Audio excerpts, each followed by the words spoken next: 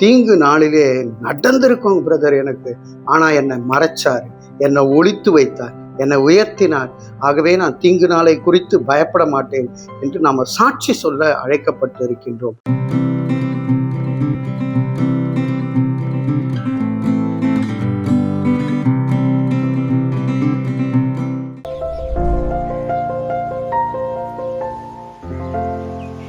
பிரியமானவர்களே, சங்கீதம் 27:5 பார்க்கும் பொழுது, தீங்கு நாளில் அவர் என்னை தம்முடைய கூடாரத்தில் மறைத்து, என்னை தமது கூடார மறைவிலே ஒளித்து வைத்து, என்னை கன்மலையின் மேல் உயர்த்துவார்.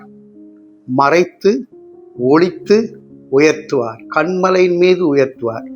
தீங்கு நாளிலே நம்ம எல்லாருக்கும் ஒரு தீங்கு நாள் என்பது நிச்சயமாக வரும். உங்களுக்கு உபத்திரவம் உண்டு என்று இயேசு கிறிஸ்து சொன்னார். சங்கீதக்காரன் தாவீதை பார்க்கும்போது ஓடிட்டே இருக்கான். சவுல் ராஜா துரத்துறாரு, அப்சலோம் துரத்துறாரு.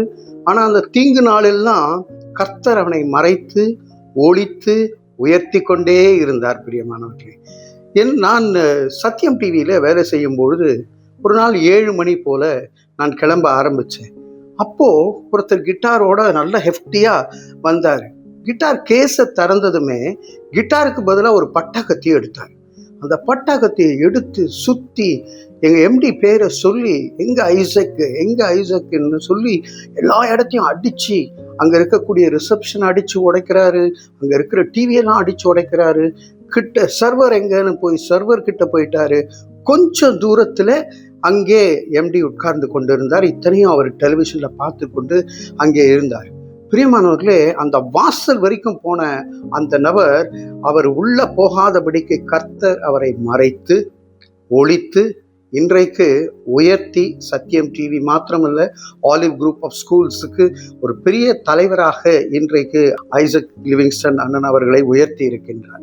பிரியமானவர்களே, பல வேளைகளிலே நம்முடைய வாழ்க்கையிலும் கூட அப்படிதான்.